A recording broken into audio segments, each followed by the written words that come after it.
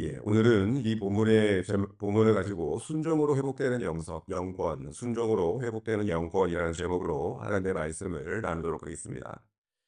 오늘 바로 본문으로 들어가면 여러분 하나님께 쓰임 받는 자들은 그들의 특징이 있어요. 차이점이 있습니다. 쓰임 받는 사람들의 특징과 차이점이 무엇일까? 무슨 특징이 있을까? 첫 번째는 하나님은 말씀 그대로 순종하는 자들을 사용하신다는 것입니다. 하나님의 말씀을 그대로 순종하는 자들을 하나님은 사용하시는데 22 절에 사무엘이 사울 왕에게 이렇게 이야기를 합니다. 사무엘이 이르되 여호와께서 번제와 다른 제사를 그의 목소리를 청종하는 것을 좋아하심 같이 좋아하시겠나이까. 순종이 제사보다 낫고 듣는 것이 순양의 기름보다 나으니 이렇게 고백을 하고 있죠. 사무엘이 왜 사울 왕에게 이런 말을 했을까? 오늘 본문 이 3 절을 보면 아말렉과의 이 전투를 앞두고 이 아말렉과의 전쟁에서 승리를 약속받았죠. 승리하게 될 텐데 이 아말렉 살아있는 모든 것은 사람이고 짐승이고 다 멸절시켜라, 죽이라 이렇게 말씀을 했습니다.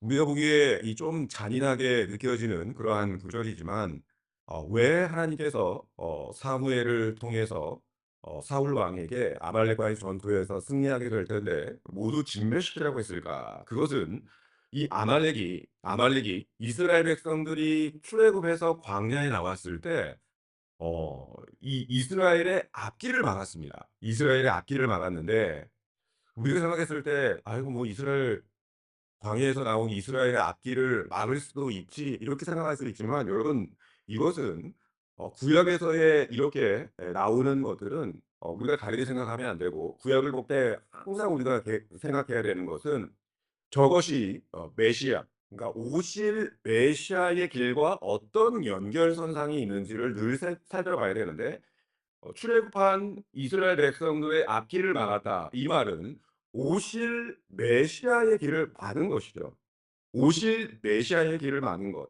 이것을 저는 신약 성경에서 보면 성령 회방죄라고 말씀드릴 수가 있습니다. 성령 회방죄. 성령 회방죄가 뭡니까?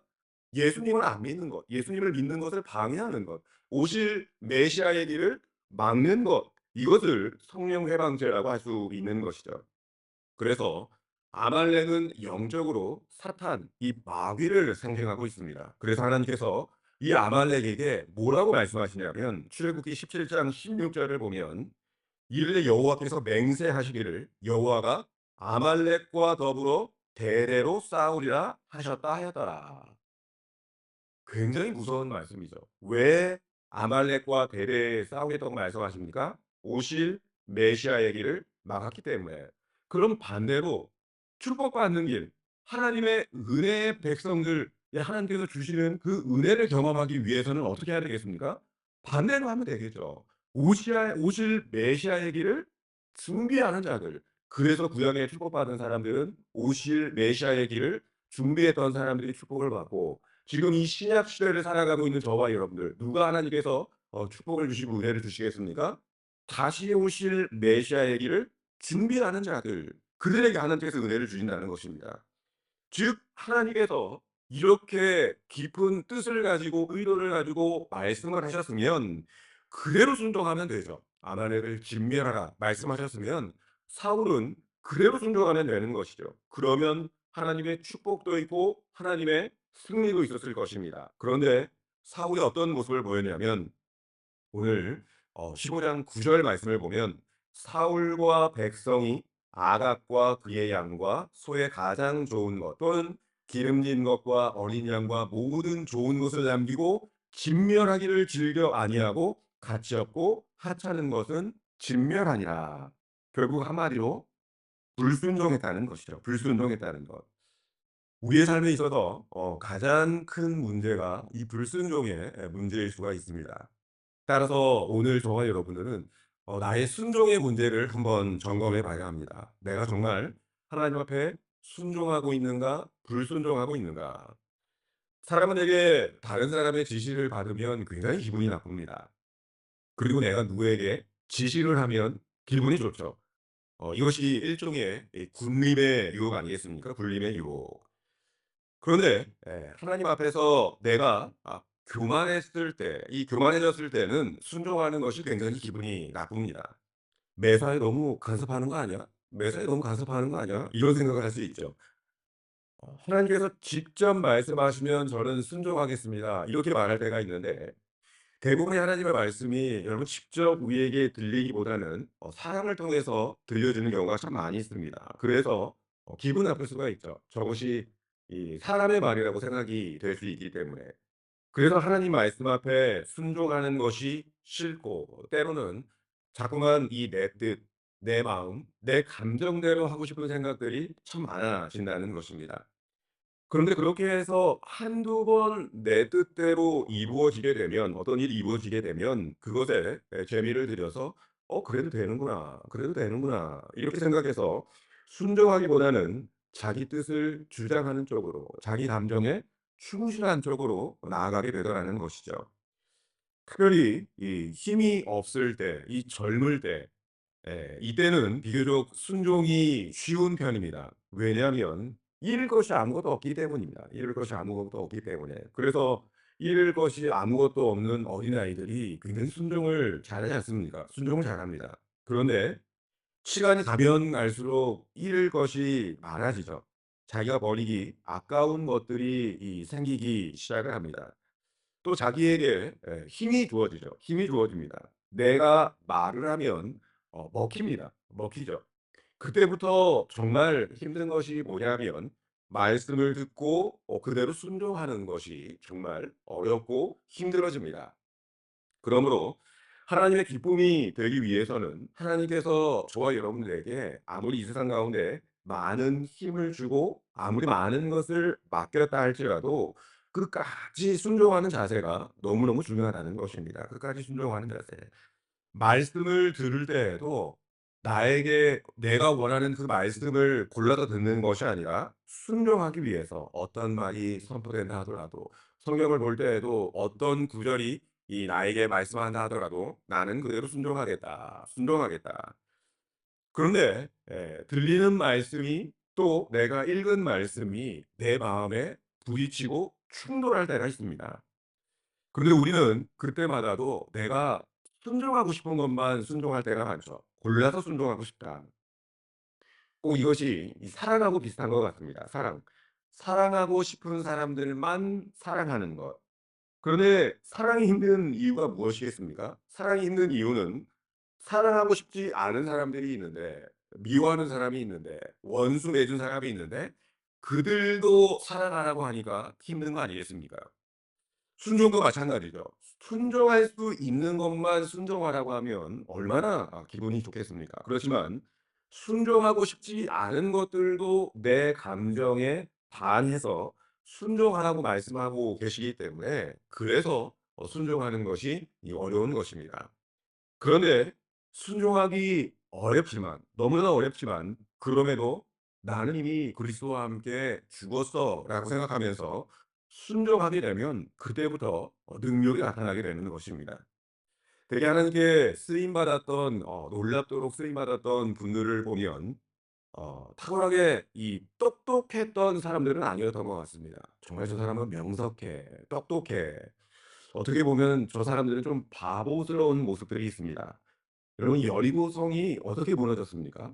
전쟁이죠, 전쟁. 가나안 땅에 들어간 이 첫 번째 전쟁이었는데, 한마디로 말해서 바보같이 들리는 그 명령에 순종했기 때문에 여리고성이 무너진 것이죠. 6일 동안은 입 다물고 하루에 한 바퀴씩만 돌아라. 그리고 일곱째 날은 여리고성을 7번 돌아라. 여러분, 이게 순종하기가 굉장히 어렵지 않겠습니까? 어려운 일을 하라는 거면 참 어려운 일을 열심히 할 수 있습니다.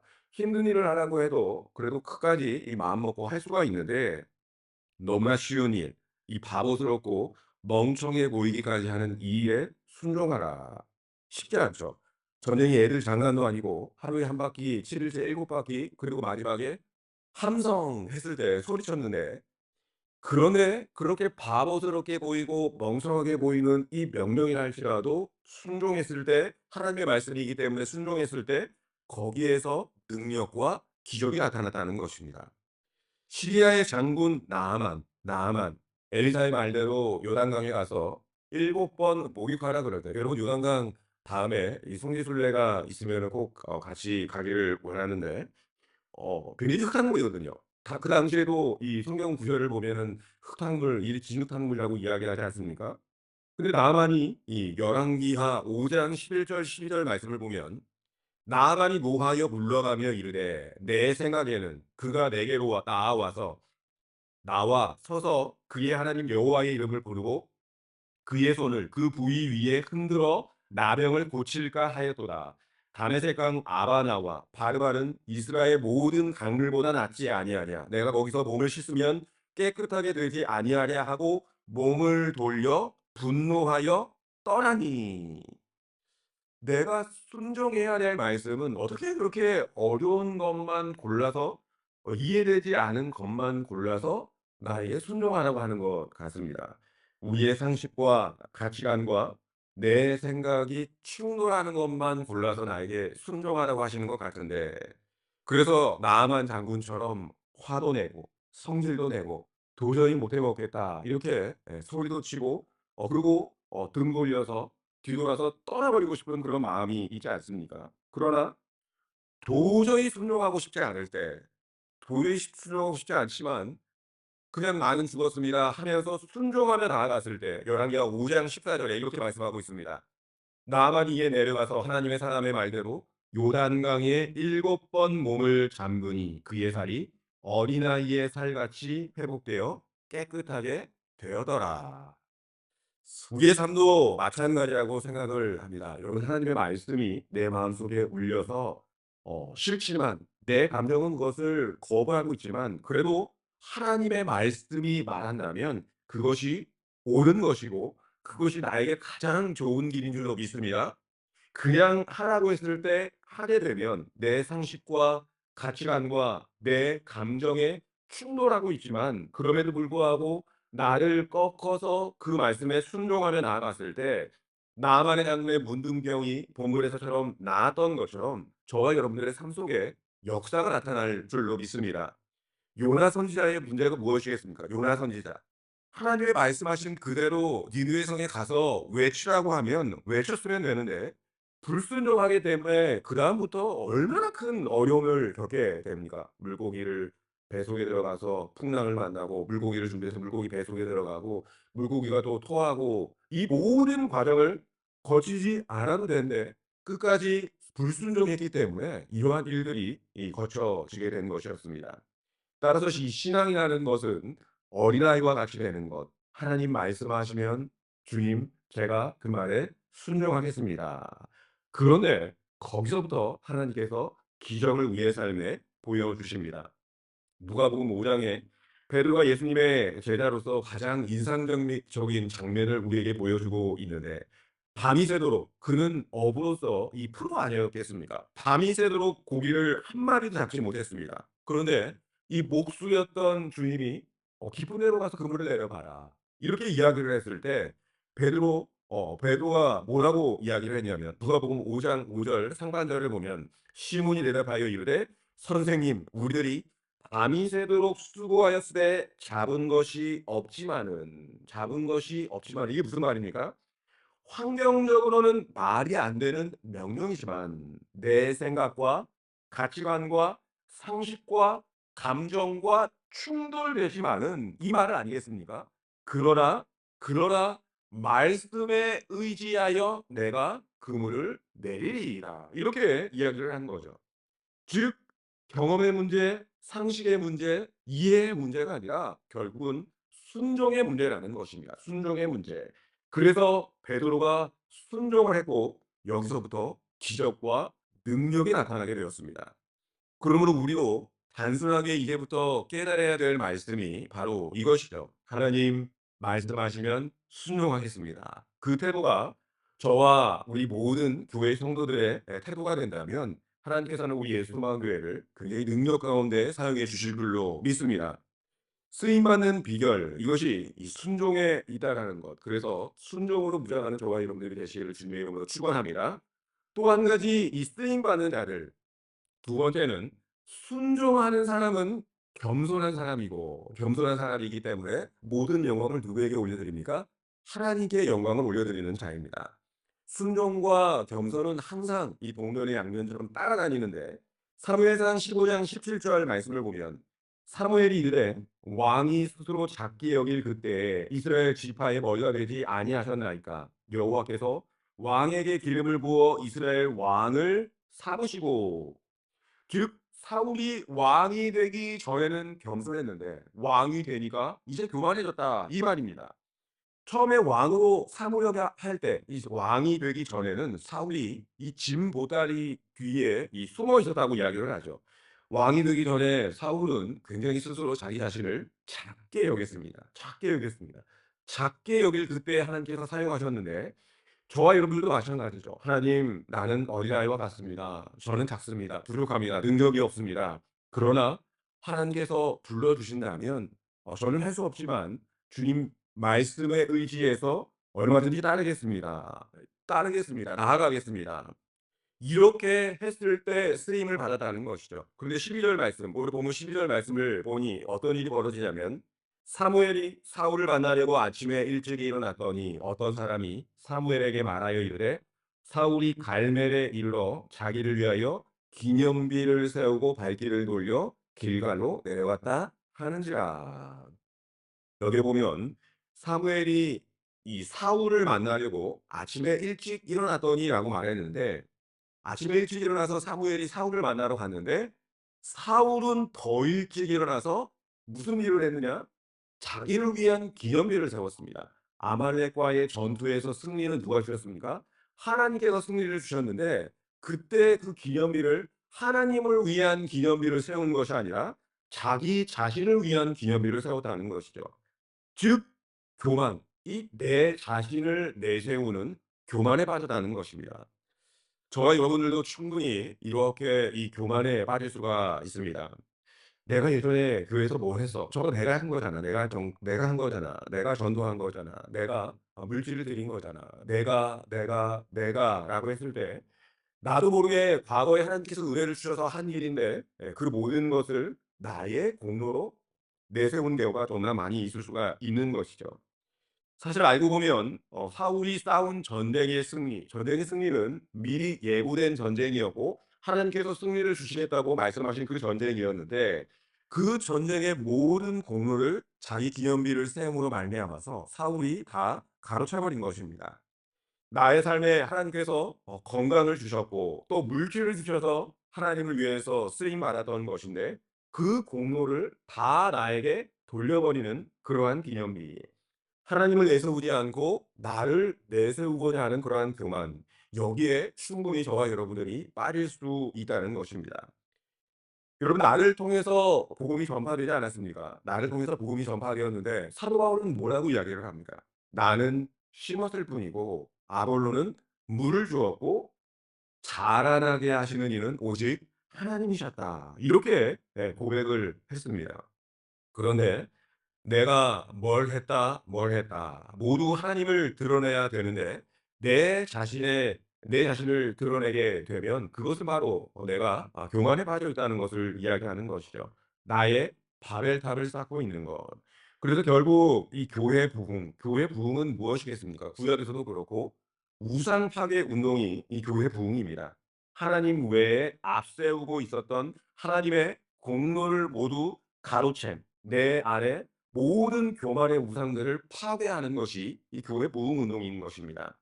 특별히 하나님의 일을 많이 하는 사람일수록 또 하나님께 쓰임 받는 일이 많은 사람일수록 주기마다 대청소하듯이 내 삶 가운데 내가 쌓아 올린 모든 기념비, 그 우상들을 파괴하고 무너뜨려야 된다는 것입니다. 누가 한 것입니까?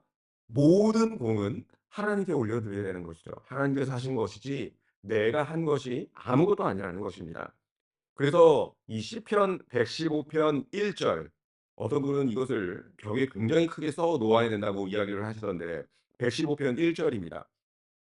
우리 다 같이 한번 읽어 볼까요? 다 같이 한번 읽어 보겠습니다. 시작. 여호와여 영광을 우리에게 돌리지 마옵소서. 우리에게 돌리지 마옵소서. 오직 주는 인자하시고 진실하심으로 주의 이름에만 영광을 돌리소서. 왜 이렇게 고백을 해야 됩니까? 겸손히 하나님께서 우리에게 주시는 은혜와 축복의 통로이기 때문에. 강성규와 같이 정말 오랫동안 준비하고 물질을 쓰고 시간을 쓰고 현지에서도 너무너무 열심히 수고한 다음에 우리의 고백이 무엇이어야 되겠습니까? 누가복음 17장 10절에 이렇게 말씀하고 있는데 이와 같이 너희도 명령받은 것을 다 행한 후에 이르기를 우리는 무익한 종이라 무익한 종이라 우리가 하여야 할 일을 한 것뿐이라 할지니라. 하나님 우리는 당연히 해야 될 일을 했을 뿐입니다. 우리에게 공을 돌리지 마시고 모든 영광 하나님이 받아 주시옵소서. 그런데 사울은 안타깝게도 하나님 앞에 처음에는 쓰임을 받는 것처럼 보였지만 어느 순간에부터 교만해져서 자기 기념비를 세우고 내가 했다, 내가 했다, 내가 했다 하다가 결국은 완전히 무너져 버린 사람이 되었습니다. 나 자신의 명성과 내 자신의 이름을 내세우고 내가 뭘 했다, 내 공로를 내세우는 그 순간 무너지는 소리가 들리기 시작하는 것이죠. 따라서 철저히 자기 자신을 부인하고 모든 영광은 하나님께, 모든 영광을 하나님께 돌리는 사람은 하나님 앞에서 귀하게 쓰임 받는 줄로 믿습니다. 1981 년에 여러분 아카데미 작품상을 받은 영화 이 불의 전차라는 영화가 있었는데 이 불의 전차의 주인공은 실제 인물인 에릭 리델이라는 사람이라고 합니다. 그는 이 배경이 뭐냐면 1924년 파리 올림픽이 그 배경인데 스코틀랜드의 육상 선수 이 에릭 리델은 영국이 가장 기대하는 100m 단거리 주자였다고 합니다. 그 세계에서도 가장 빠른 사나이라고 그 당시에 불렸던 그 사람이었었는데 그런데 결승전이 주일에 열린다는 사실을 알자 예선까지 다 통과하고 결승전이 주일에 열린다는 사실을 알자 그는 단호히 출전을 거부해 버렸습니다. 조국의 명예와 올림픽 금메달, 이 세상의 박수 이것을 눈앞에 두어도 그가 뭐라고 고백했냐면 "하나님께 드리는 주의를 지키는 것이 더 중요하다." 그래서 결승전 출전을 거부해 버렸습니다. 나라가 어떻게 됐겠습니까? 그를 배신자라고 했고 언론은 그를 아주 자기밖에 모르는 그러한 사람이라고 이게 비난을 했었습니다. 그러나 그는 그 100 미터 결승전을 출전하지 않고 준비조차 제대로 되지 않았던 400 미터 경기가 주중에 열려서 그곳에 출전을 하게 되었습니다. 주종목이 아니었기 때문에 모두 그에게 질 것이라고 예상을 했었고 아무도 기대하지 않았지만 그러나 결승에서 믿기 어려운 기적이 나타나게 되는데 47.6초 이 올림픽 신기록을 세우면서 금메달을 차지한 것이죠. 경기를 마친 그는 이 세상의 환호성 속에서 이렇게 고백했습니다. "나는 달릴 때 하나님이 나를 기뻐하시는 것을 느낍니다. 내가 달리는 이유는 하나님께 영광을 돌리기 위함입니다." 즉 하나님께 영광을 돌리기 위해서 자기가 신념처럼 지켰던 주일에는 반드시 이 주일 성수 예배를 먼저 드려야만 합니다. 그런데 그것이 아무리 중요한 결승전이라 할지라도 나는 그 결승전보다 주일 하나님을 만나는 것이 중요하기 때문에 거부하겠습니다. 그리고 400 미터 이 결승전에서 금메달을 딴 이후에 모든 영광을 하나님께 돌려드립니다. 리델은 올림픽 영웅의 자리를 붙잡지 않았죠. 모든 박수와 스포트라이트를 내려놓고 그다음에 리델이 선택했던 행동은 중국 선교사로 떠나는 것이었습니다. 중국 선교사로 떠나서 놀랍게 하나님 앞에 쓰임을 받았는데 제2차 세계 대전 중에 포로 수용소에 갇혀서 다른 이들을 포로 수용소 안에서 섬기다가 43 세의 젊은 나이에 하나님의 부르심을 받았습니다. 사원 교만해서 자기 기념비를 세우다가 완전히 무너져 버렸지만 이 에릭 리델은 자기 이름뿐만이 아니라 하나님의 이름을 높였고 지금까지도 많은 사람들에게 믿음의 본으로 남아 있습니다. 말씀을 마치겠습니다. 우리는 이 영권이 영적인 권세가 회복되는 마음에서 이 새벽에 저와 여러분들이 모였는데 첫 번째 영권의 회복은 순종하는 자에게 주어진다는 것이죠. 말씀에 내 뜻 내 상식, 내 감정과 충돌이 일어난다 할지라도 그대로 순종하며 나아갈 때 능력이 나타나는 것입니다. 둘째, 하나님은 겸손하게 하나님께 영광을 돌리는 자를 사용하신다는 것이죠. 사울은 자기 기념비를 세우다가 완전히 무너져 버렸지만 에릭 리델처럼 겸손하게 하나님께만 영광을 돌려드릴 때 그때 쓰임받는 믿음의 본이 될 줄로 믿습니다. 하나님의 말씀에 우리가 순종함으로 말미암아서 더욱더 귀하게 쓰임받고 영적인 권세가 회복되는 저와 여러분들이 되시기를 주님의 이름으로 축원합니다.